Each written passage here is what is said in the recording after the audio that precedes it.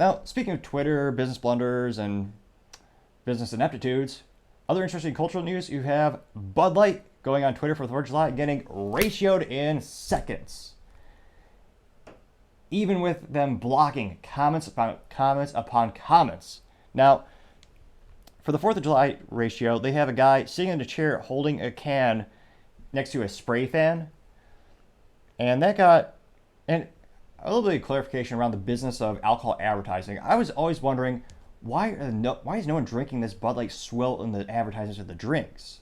So everyone is holding a can, or at most they're opening a can, but they're not drinking it. And at first I thought it was a health hazard, or maybe it was a taste thing, or of course if you taste it, your visceral response, if you have taste buds left, it usually is repugnant and bad. But actually, it's an unspoken industry practice.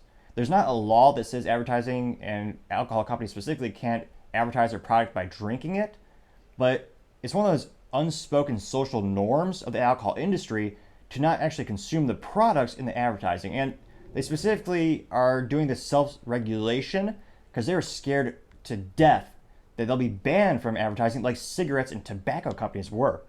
Back in the day, depending on your age and you're watching this, in the United States, you saw tobacco advertising everywhere, especially on TV.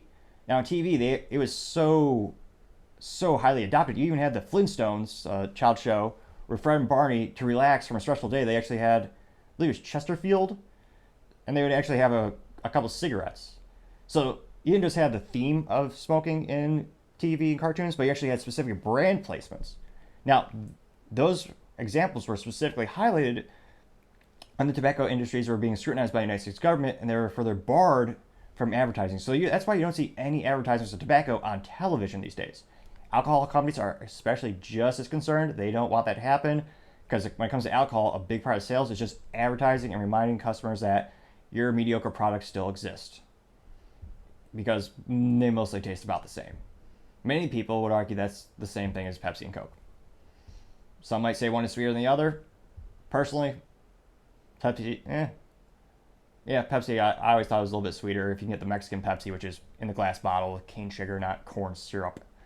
But I digress. That's the reason you're not seeing people consume the beer in these commercials. And I noticed that in the comment section, so I did a little research. So that's a little background knowledge for the situation.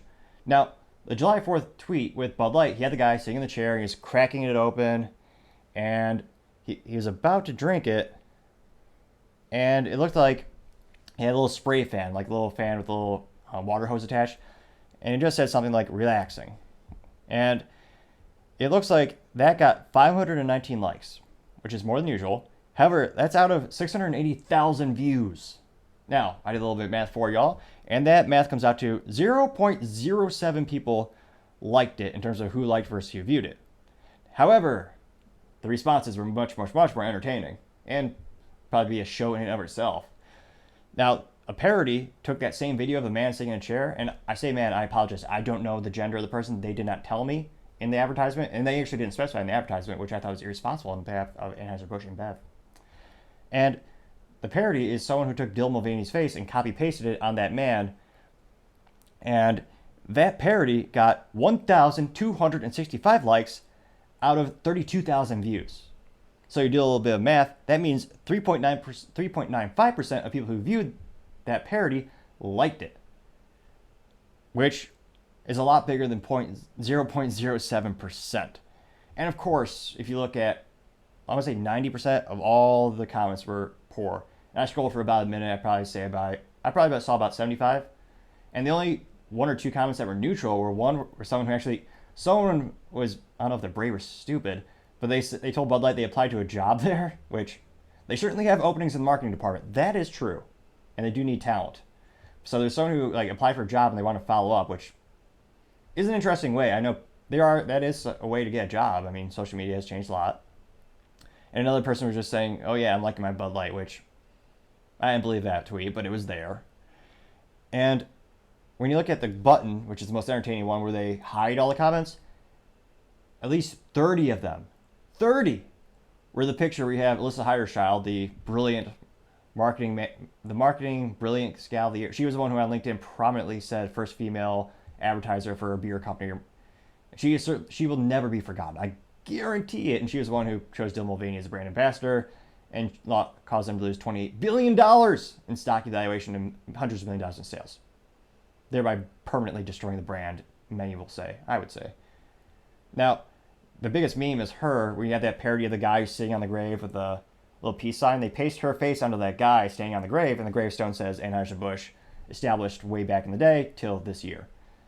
I partially suspect they're doing this because they're scared she might sue them for defamation of character. Well, now granted, that being said, she did it, so I don't know how that lawsuit would go. Be like, well, your choice directly hurt our brand, so. But that's also the same reason that they specifically will not say they fired her. They said she's on a leave of absence. They specifically noted they can't say fired because she might sue them, which is pathetic in the United States that someone could destroy $28 billion in stock and you're worried. And if any judge were to say, I can't fathom getting sued because someone lost $28 billion in stock evaluation, you fire them and you say you're fired. If that person tried to sue Bud Light, if Alyssa tried to bring a lawsuit, the judge should laugh their head off. Be like, you destroy the brand. How? Yeah. Merely perplexes the mind, but that is also the U.S. legal system. When it comes to lawsuits, you can sue anyone for anything. The question is, will you win? Thank you, everyone, for taking the time to tune in today. Don't forget, we're trying to get up to 3,000 subscribers by the end of July. Greatly appreciate you taking the time to like, subscribe, and comment. All the feedback is greatly appreciated as we help make the channel better and better together. Also, don't forget to tell your family, tell your friends, tell your coworkers, heck, tell your enemies, tell anyone and everyone. Just stay safe and fight the good fight.